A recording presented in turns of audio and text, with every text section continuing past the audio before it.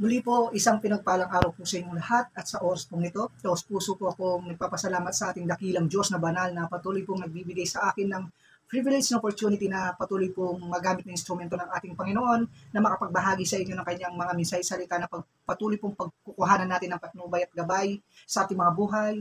Minsay salita po ng ating Panginoon na patuloy pong magbibigay ng sapat na kaalaman patungkol sa kanyang kalooban. Minsay salita po ng ating Panginoon na patuloy pong magpapatatag sa ating pananalig at pananampalataya sa Kanya. Muli po sa panguna ng Banal na Espiritu, sa ngalan po ng ating Panginoong Yesus, nais ko po muling magbahagi sa inyo ng kanyang mensaheng entitled, Have you a plan in your soul?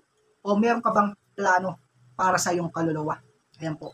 Sa mensaheng ito, nais po tayong palalahanan ng ating Panginoong Diyos o nais po niya tayong tanungin kung tayo po ba ay may plano ba sa ating kaluluwa? O nais po tayong tanungin ng ating Panginoong Diyos kung nabibigyan pa po natin ba ng pansin ang ating kaluluwa. Marami kasi po sa panahong ito ang mga taong hindi na binibigyan pansin o halaga ang kanilang mga kaluluwa. Marami rin pong mga tao sa panahong ito ang naging abala na sa maraming bagay. Naging abala sa kanilang mga trabaho upang umunlad sa kanilang buhay. Naging abala sila sa kanilang physical appearance, kung paano nila mapaganda, mapaayos ang kanilang physical appearance. Ngunit nakakalimutan po nila yung pinakamahalagang bagay sa kanilang buhay. Yun po yung pagbibigay ng halaga sa kanilang kaluluwa. Kaya po sa mensaheng ito, nais po tayong gisingin, nais po tayong paalalahanan ng ating Panginoong Diyos na mabigyan po natin muli ng pansin at halaga ang ating kaluluwa. Magkaroon po tayo ng plano sa ating kaluluwa. Hindi lang po plano dito sa mundong ito. Though wala naman pong masama ang magplano sa mundong ito. Ngunit tandaan po natin, bigyan po natin ng halaga at bigyan po natin ng plano ang higit na mahalaga sa ating buhay. Yan po yung ating kaluluwa. Kaya po sa isang parable po dito sa Bible, yung pong parable po ng isang mayaman na nag-ipon. Nais po tayong paalalahanan ng ating Panginoong Diyos sa parable na to kung gaano kahalaga yung pagbibigay ng pansin, pagbibigay ng halaga sa ating kaluluwa, higit sa mga bagay sa mundong ito. Ganito po ang nasusulat in Book of Luke, chapter 12, verse 16 to 21. Ganito po ang nasusulat sa parable ng isang maling pag-iipon ng kayamanan o pag-iipon ng isang mayaman. Ganito po, Book of Lucas chapter 12, 16 to 21. Sa parable pong to, marami po tayong makikita at ipapakita ang Diyos kung ano dapat ang bigyan natin ng halaga sa ating buhay. Luke chapter 12, verse 16, pagkatapos isinalaysay ni Jesus ang isang talinghaga ng isang mayaman ang umani ng sagana sa kanyang bukirin. Verse 17, kaya nasabi niya sa sarili, ano ang gagawin ko ngayon? Wala na akong paglagyan ng aking mga ani. Verse 18, alam ko na, ipagigiba ko ang aking kamalig at magpapatayo ako ng mas malaki doon. Doon ko ilalagay ang aking ani at ibang ari-arian. Verse 19, pagkatapos ay sasabihin ko sa aking sarili, marami ka nang naipon para sa mahabang panahon, kaya't magpahinga ka na lamang, kumain, uminom at magpasaya. Verse 20, ngunit sinabi sa kanya ng Diyos, hangal, sa gabing ring ito ay babawian ka ng buhay. Kanino ngayon mapupunta ang mga inilaan mo para sa iyong sarili?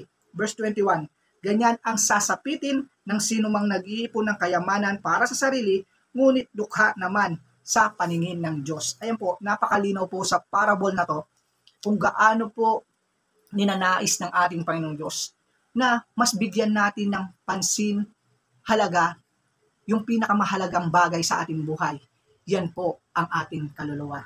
Ayon po dun sa parable, sabi po daw nung taong mayaman na yes, na-achieve na po niya yung kanyang goal, yung mga plano sa buhay, naging success siya, pero hindi niya po binigyan ng panahon at sapat na oras ang patungkol sa kanyang kaluluwa o yung patungkol sa Diyos. Kaya sabi po ng ating Panginoong Diyos sa kanya, hangal, babawiin kita ng buhay ngayon. Saan ngayon mapupunta ang yung mga inipon na yaman? Parang sa mundo po natin ngayon, di po ba? Maraming tao talaga hindi na po nagbibigay ng halaga sa kanilang mga kaluluwa o hindi na po nagbibigay ng halaga sa Diyos dahil nakatuon na lang po at nakapokus na lang po sila sa mga bagay dito sa mundong ito. Kaya po, sa mensaheng ito, nais po tayong palalahan ng ating Panginoon Diyos. Magkaroon po tayo ng plano para sa ating kaluluwa. Kaya mga minamahal kong kaibigan, to be close.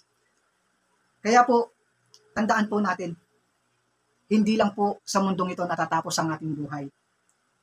At tandaan po natin, hindi po ito ang dinesign ni Lord na tahanan natin. Meron pong pangako ang ating Panginoon Diyos sa atin. Yun po ang buhay na walang hanggan. At sa book of 2 Corinthians chapter 5, 1-6, meron pong nakalaan na tahanan ang Panginoong Diyos sa atin sa lahat ng mga taong magtatagumpay, sa lahat ng mga taong magbibigay ng halaga sa kanilang mga kaluluwa. At tandaan po natin, dalawa lang po ang patutunguhan ng ating kaluluwa. Ito po ang katotohanan. It's either heaven or hell. Yan po ang katotohanan. Kaya po nasusulat din sa book of Lucas chapter 12 o chapter 9-25. Sabi po, makamtan mo man daw ang lahat ng yaman dito sa mundong ito. Ngunit kung mapapahamak naman ng iyong kaluluwa, ay wala rin pong magiging kabuluhan. Kaya po, mga minamahal kong kaibigan, patuloy po nating bigyan ng pansin, bigyan ng halaga. Magplano po tayo sa ating kaluluwa na maligtas ito. Sa ano pong pamamagitan o paraan? Sa patuloy po nating pagsuko ng ating buhay sa ating Panginoong Diyos.